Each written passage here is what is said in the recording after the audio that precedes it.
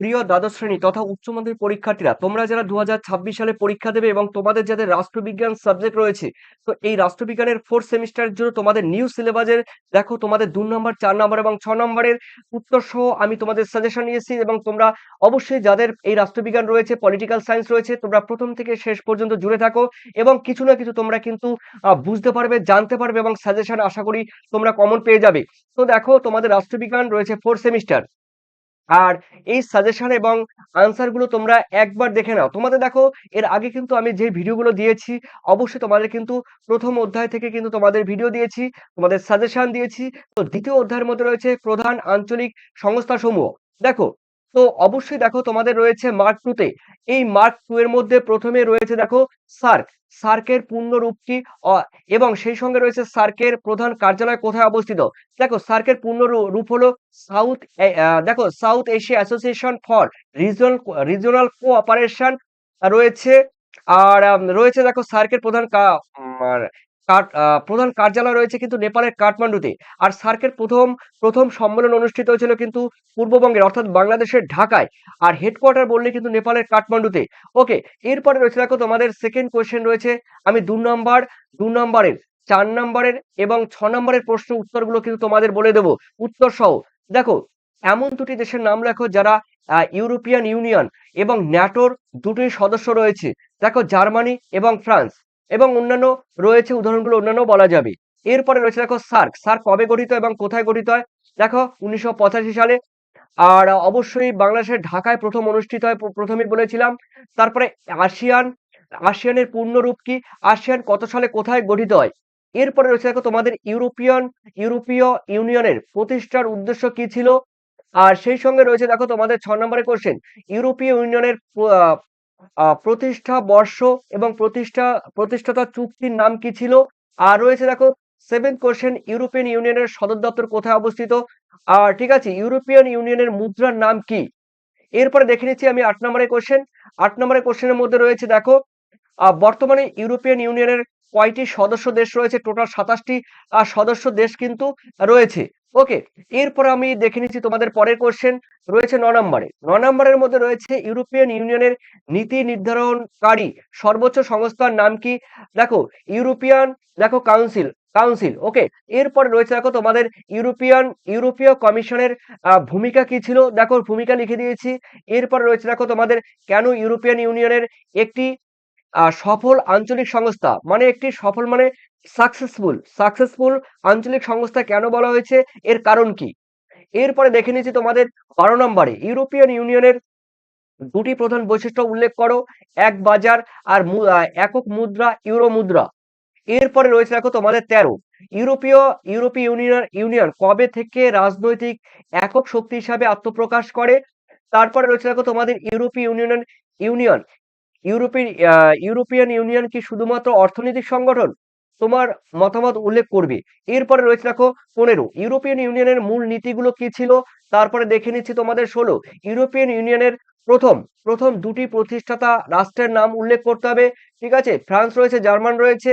এরপরে রয়েছে দেখো তোমাদের ইউরোপিয়ান ইউনিয়নের দুইজন প্রতিষ্ঠাতা সদস্যের নাম উল্লেখ করতে হবে।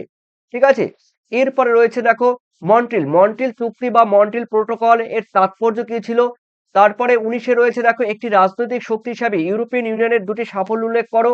তারপরে রয়েছে ইউরোপিয়ান ইউনিয়ন কিভাবে একটি অতি রাষ্ট্রিক সংস্থা বা দেখো সুপার নেশন সংস্থা হিসাবে গড়ে ওঠে।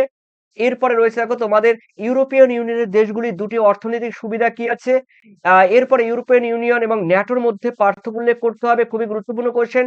সার্ক, দেখো সার্ক থেকে তোমাদের কিন্তু একটি কোশ্চেন দেবে, সার্কের সদস্য দেশ কয়টি। সার্কের সদস্য দেশ কিন্তু 7টি, আর বর্তমানে কিন্তু যুক্ত হয়েছে আফগানিস্তান লাস্টে। ঠিক আছে, তো টোটাল কিন্তু 8টি দেশ। এরপরে হচ্ছে সার্কের দুটি সদস্য রাষ্ট্রে তোমাদের নাম বলতে হবে। এরপরে রয়েছে দেখো তো সার্ক গঠনের দুটি উদ্দেশ্য তোমাদের উল্লেখ করতে হবে। এরপরে রয়েছে সার্কের প্রথম শীর্ষ সম্মেলন কোথায় অনুষ্ঠিত হয়। সার্কের কোন দেশ শেষ সদস্য হিসাবে যুক্ত হয়, আফগানিস্তান। এরপরে রয়েছে দেখো তোমাদের সার্কের একটি সামাজিক প্রকল্পের নাম উল্লেখ করো।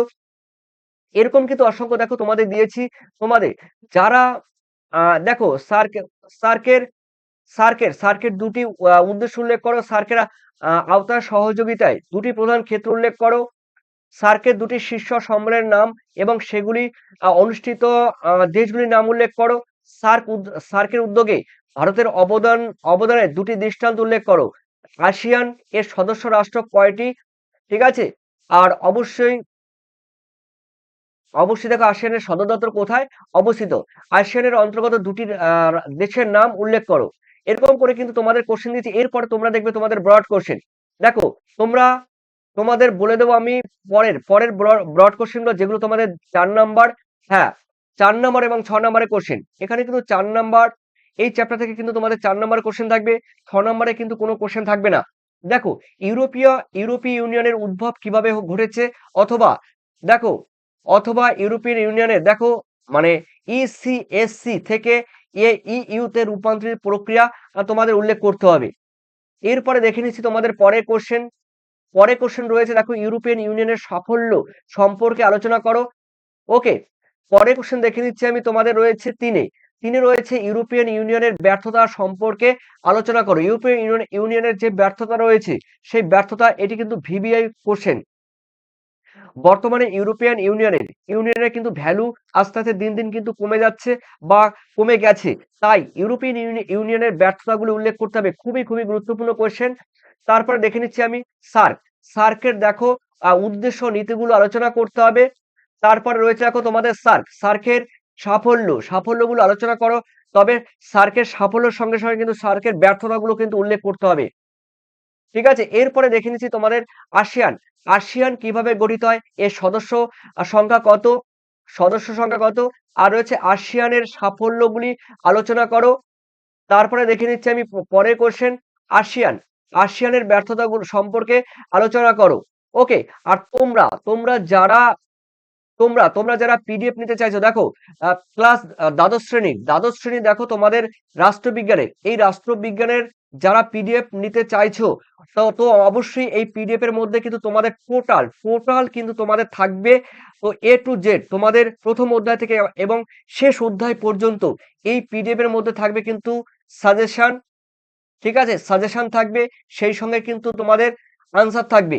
ওকে, আর অবশ্যই 2 নাম্বারের, তারপরে তোমাদের রয়েছে 4 নাম্বারের এবং 6 নাম্বারের প্রশ্ন উত্তর কিন্তু তোমাদের থাকছে এই তোমাদের রাষ্ট্রবিজ্ঞানের সাজেশনের ক্ষেত্রে। যারা পিডিএফ নেবে অবশ্যই তোমরা কিন্তু দেখো 7890404016, ঠিক আছে, এই নাম্বারে হোয়াটসঅ্যাপ, এটি কিন্তু তোমরা হোয়াটসঅ্যাপ করবে, ফোন করবে না, হোয়াটসঅ্যাপ করবে। আর সেই সঙ্গে তোমরা যারা হোয়াটসঅ্যাপ করবে, আর তোমাদের কিন্তু দেখো 9062386679 এই নাম্বারে তোমরা কিন্তু পেমেন্ট করবে। আর অবশ্যই এটি কিন্তু পেমেন্টের নাম্বার। আর তোমাদের বলে দিচ্ছি, যারা 95 যারা পেমেন্ট করবে তারা কিন্তু তোমরা রাষ্ট্রবিজ্ঞানের এই পিডিএফ কিন্তু তোমরা সম্পূর্ণ পেয়ে যাবে। ঠিক আছে। আর অবশ্যই তোমরা কিন্তু তোমাদের মূল্যবান কমেন্ট সেকশনে জানাবে। আর সেই সঙ্গে ইউরোপিয়ান ইউনিয়ন এবং সার্কের ব্যর্থতা, এই কোশ্চেন দুটি কিন্তু খুবই খুবই গুরুত্বপূর্ণ।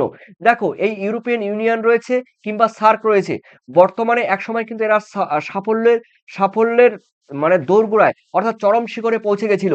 কিন্তু বর্তমানে এমন পরিস্থিতি, বিশ্বের রাজনীতির ক্ষেত্রে, বিশ্বের পলিটিক্সের ক্ষেত্রে, ভূ রাজনীতির ক্ষেত্রে এমন অবস্থা বর্তমানে, যেখানে যেখানে আমেরিকা রয়েছে, যেখানে রয়েছে রাশিয়া রয়েছে, জাপান রয়েছে, ইন্ডিয়া রয়েছে, চায়না রয়েছে, এই 5টি মহাশক্তিধর দেশ, বিশেষ করে আমেরিকা, রাশিয়া, চায়না, ভারত। ঠিক আছে। তো আম, আরো অন্যান্য ইউরোপের অন্যান্য দেশ রয়েছে, জাপান রয়েছে, অস্ট্রেলিয়া রয়েছে। তো এই ইউরোপিয়ান ইউনিয়ন এবং সার্ক ধীরে ধীরে কিন্তু একটা সময় কিন্তু তারা অনেকটা কিন্তু তাদের প্রভাব বিস্তার করেছিল বিভিন্ন দেশের উপরে। কিন্তু বর্তমানে এই আহ, বিশেষ করে ইউরোপিয়ান ইউনিয়নের কিন্তু এর আধিপত্য দিন দিন কিন্তু হ্রাস পাচ্ছে, অর্থাৎ দিন দিন কিন্তু কমে যাচ্ছে। আর সেই সঙ্গে তোমরা জানো সার্কের দক্ষিণ এবং দক্ষিণ পূর্ব এশিয়ার দেশগুলো নিয়ে কিন্তু 8টি দেশ নিয়ে কিন্তু সার্ক গঠিত হয়েছে। তবে সার্কের কিন্তু সেরকম কিন্তু ভ্যালু আর বর্তমানে নেই। এর এর যেই আধিপত্য সেগুলো কিন্তু দিন দিন হ্রাস পাচ্ছে। তো সেই সার্কের ব্যর্থতাগুলো এবং ইউরোপিয়ান ইউনিয়নের ব্যর্থতাগুলো তোমাদের কিন্তু পড়তে হবে। তো তোমাদের যাদের প্রবলেম রয়েছে রাষ্ট্রবিজ্ঞান সম্পর্কে, তো সেখানে তোমরা কিন্তু কমেন্ট সেকশনে কমেন্ট করে জানাবে।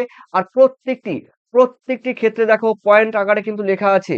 রাষ্ট্রবিজ্ঞানের প্রত্যেকটি প্রশ্ন ২ নাম্বার হোক কিংবা অনেক সময় ২ নম্বরে কিন্তু পয়েন্ট আছে, কিংবা ৪ নাম্বার কিংবা ৬ নাম্বার যাই হোক না কেন তোমাদের এই 4th সেমিস্টারের জন্য পাবে, যেগুলো তোমরা কিন্তু জেরক্স করে নিতে পারবে। ঠিক আছে? তোমরা কিন্তু পিডিএফ জেরক্স করে নিতে পারবে। তোমাদের কিন্তু কোনো প্রবলেম হবে না।